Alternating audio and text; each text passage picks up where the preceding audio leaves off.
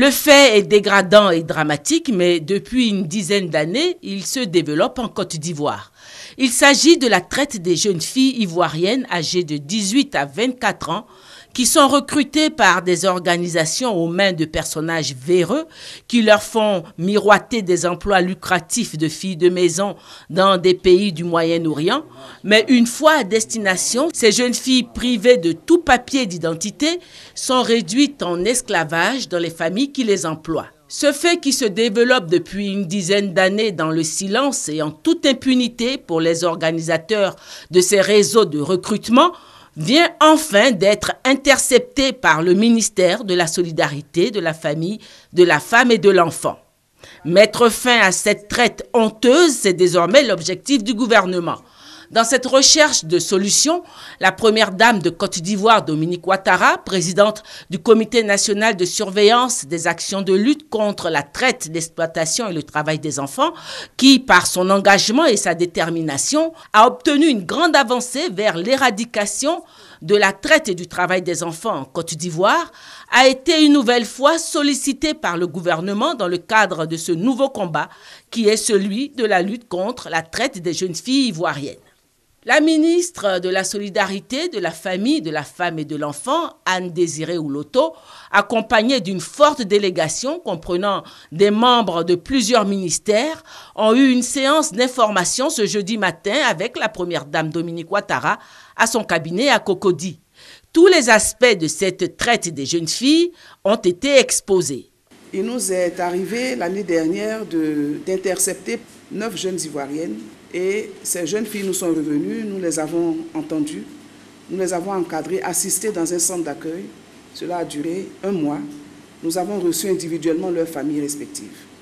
Parmi ces 9 jeunes filles, 7 ont réussi à s'échapper et sont reparties donc et ont effectué leur voyage. Parmi les 7 jeunes filles, nous en avons 2 qui nous sont revenues dans un état dramatique. Selon les informations qu'elles nous ont données, certaines partaient pour faire donc des études religieuses ou encore être des employés domestiques dans des résidences privées. Celle qui nous est revenue était dans une résidence privée comme fille de ménage. Et elle explique qu'une fois arrivées donc à l'aéroport, on leur retire systématiquement leur passeport. Donc elles n'ont aucun titre de séjour et elles sont mises à la disposition des familles d'accueil qui les reçoivent chez elles. Elles sont interdites de se faire enregistrer ou d'avoir tout contact avec le consulat et avec l'ambassade de Côte d'Ivoire.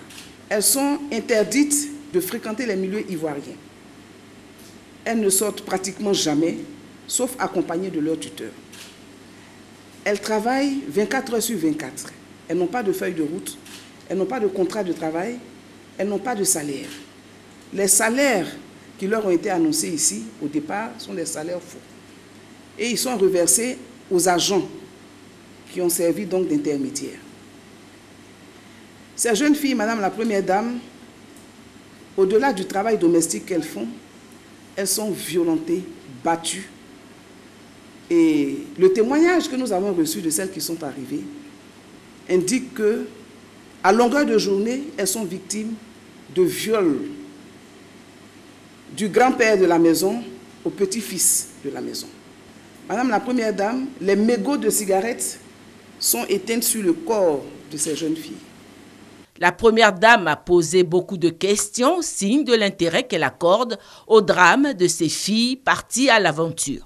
J'ai été très sensible à ce que j'ai appris sur notamment la traite des personnes et notamment des jeunes filles qui étaient parfois envoyées dans certains pays pour y être exploitées de façon tout à fait anormale.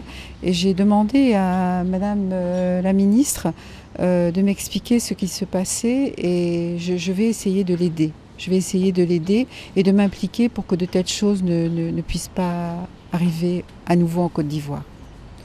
Voilà, je crois que Madame la ministre nous a proposé un plan d'action national. Nous allons travailler avec les ambassades concernées, des pays qui sont visés donc, et voir un petit peu comment nous pouvons intervenir pour arrêter ce genre de choses. Cette première rencontre de travail entre la présidente du Comité national de surveillance des actions de lutte contre la traite et le travail des enfants et le comité gouvernemental a permis d'harmoniser un certain nombre d'actions à mener dans un premier temps, notamment la création d'un comité interministériel de lutte, la définition d'une stratégie et d'un plan de communication, l'adoption d'une loi spécifique au plan national qui condamne la pratique de la traite des adultes, la définition d'un plan d'action national ainsi que le recommande le gouvernement américain. La première dame et le comité gouvernemental ont promis se revoir à nouveau pour une nouvelle séance de travail dans un mois.